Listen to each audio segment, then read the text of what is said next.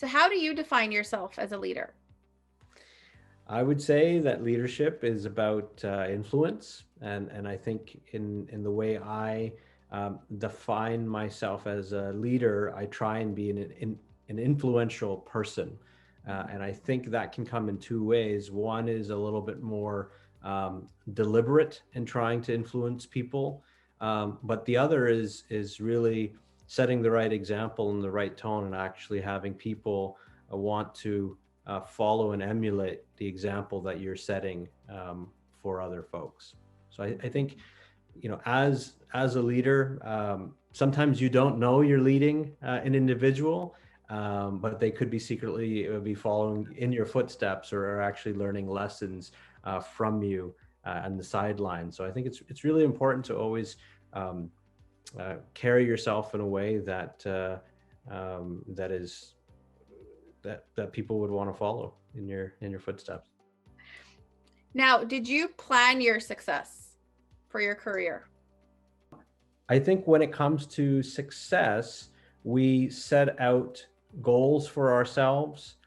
We set out on a mission, um, but we should also plan that things don't always happen the way you hope they will turn Mhm. out. And I think we have to expect uh, bumps along the road. So when you say, did I plan for success? I mean, of course, anything I set my mind to, I want to be successful at it. But I think the way we also define success is going to vary from person to person. Um, I may think that I've accomplished something great, and in the eyes of certain other people, they might think, well, what's the big deal? Or I may do something or accomplish something that I think very little of, but others around me might think the world of it. So I think the way we define success varies from person to person. I think we all go out with the intentions of wanting to succeed, but like I said, it's got to prepare for those bumps in the road, and never know which way your path might take you. Now, what would you say is your strongest attribute as a leader? I think my strongest attribute as a leader is, again, the ability to influence, both in a direct manner and in an indirect manner. I think I have the ability to relate to individuals on all different levels, all different types of people, first and foremost.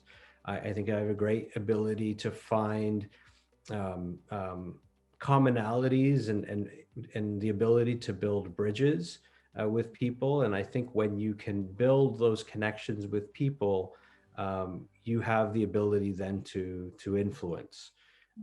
At the same time, I try and live my life in a manner that is ethical, in a way that my parents and my family would be proud of me.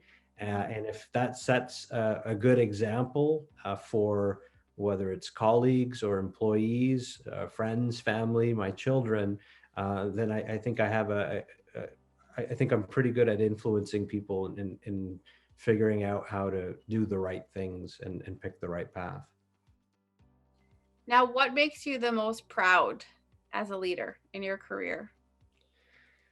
I think the most proud moment for me as a leader, and I think I'm still haven't achieved what I want to, but I think in a lot of ways I'm helping to change the face of marketing, even business in Canada. The fact that we are one of the most diverse nations on the planet. There's no country like Canada. And if you think about Canada, we have a very rich Indigenous population. We have a very unique Francophone culture. We have our own Black history, and we are, again, one of the most multicultural countries in the world, with obviously the huge number of immigrants that come to this country every year. Um, I feel like myself and my colleagues and associates are really helping to redefine what it means to do business in this country, what it means to practice marketing in this country. There's no one size fits all model, and the fact that we are helping corporate Canada understand that multicultural is very much mainstream. That's the mission that we're on today. And I think, in terms of a real proud moment for me would be, hopefully in the next 10 years, 15 years, maybe 20 years, that we're not even referring to the business that I'm in, calling it multicultural marketing. It's just marketing and it's just business. And we recognize that as a country as diverse as Canada is, we recognize that there is no one size fits all, and we need to understand how to make connections with all people. Now, what advice would you give to the next generation of leaders? The advice I would give to the next generation of leaders is bring your whole self to everything you do. I would say really from a very young age, growing up in this country, being educated in this country, working in this country, being surrounded by so many different people of different walks of life, often enough people suppress a certain side of who they are when they go to school, when they go to work, to try and fit in. Mm-hmm. And I completely understand why. There is this need to want to fit in with everybody else. I think where Canada as a country, though, is being shortchanged is individuals are suppressing their superpowers. In fact, or what I would define as the unique skills, the unique experiences, the unique connections that they can bring to the table for the betterment of the community, for the workforce, for their classmates, for their friends. So I would say bring your whole self to everything that you do. That I make it sound very easy, but my message then for institutions would be so whether that is educational institutions, places of work, really anywhere, encourage your people to bring their whole self to everything they do.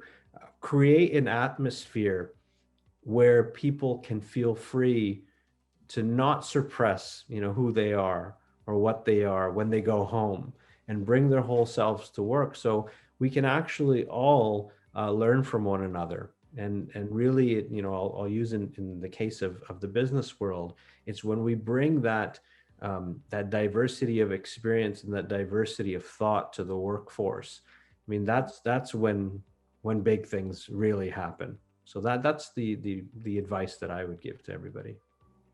That's a great reminder, and that goes nicely into my next question, which is, how do you think we can tackle the diversity and inclusion challenges that we face in the business world today? I think if we go to first principles, it's a very simple equation here, and it's really based on unstoppable trends. Number one, we are an aging population. I think nobody would dispute that. We also don't have enough babies in this country. We have low fertility rates. Because of those two factors, if there was no immigration to Canada, we would actually have a declining population in this country. If you have a declining population in this country, you've got a huge deficit in terms of the work that needs to be done. You don't have work getting done. You don't have taxes being paid. It's a whole trickle-down effect of the consequences of having zero population growth. So if we look at immigration in this country as a growth strategy, it's a growth strategy at the federal level, at the provincial level, at the municipal level. All levels of government have bought into the need for immigration to continue to grow our population. Then corporate Canada also needs to look at immigration as a growth strategy for their businesses as well. Mm-hmm. When you're looking at the business side of the equation, when we look at diversity and inclusion, there's two sides of the equation here. One, I would say, is really the inward journey that organizations are on. And I'd say it's a little bit more from from an HR, and policy perspective. It's very much inward facing. But the other is external. And how do you, as a company, as a brand, present yourself to Canadians? The opportunity is really for the inside of the organization to reflect the outside of the organization. So if we all are serving more of a diverse Canada, a more multicultural Canada, in order to service your customers, the inside needs to reflect the outside. So I go really right down to the fundamentals, that there's a real business case here. Canada is not multicultural because we're just nice people. There's a real business case here as well. So as long as immigrants continue to come to Canada, organizations need to be in tune with the needs of these diverse communities, and they need to reflect it both on the inside of the organization and on the outside as well. Now, balancing the mind for leaders is so important. So, what do you do to create that balance? Still trying to find that balance. I'll be honest. It's tough, and it's a journey. I've been in situations where I have put too much focus on work and career, and I can tell you I wasn't happy at the end of the day. As much as I thought I would be happy, excelling in work or in business, I felt like I was suffering at the same time in trying to maintain balance with the things that I love, which is friends and family and things that I'm passionate about. I think it's really important to find that balance. I think, again, you've got to bring everything. You've got to bring it all to whatever you do. So if you are working, you should be fully engaged in your work. If you are with family, you should try to be fully engaged with your family. If you are exercising, if you are cooking, if you are watching a movie, be engaged in the moment and really try to bring everything to the table when you do that. So, any books you would recommend from a leadership perspective? Definitely. And I think the book I would recommend, it was only introduced to me in the last 5 years or so, by a leader who I respect as well. It's probably the worst title of a book ever. But I can absolutely say it's probably had one of the most impactful books for me, which is How to Win Friends and Influence People, by Dale Carnegie. Like I said, terrible title of a book, especially if you're sitting on a beach and the title is How to Win Friends. I mean, people are going to not think very highly of you, but I mean, this is a book that's over 80 years old. But the principles and the teachings in this book are so simple, and apply not only to business, but really your day-to-day life. So I highly recommend reading this book, and I recommend reading it again and again and again, because it's a great reminder of really how to build those connections with people. So, if you ever get a chance to write a book, what would you write about? I think the book that I would write about is really what what I have dedicated my career to, which is helping corporate Canada to understand how the changing face of Canada is affecting business. I would probably title it The Money Shot.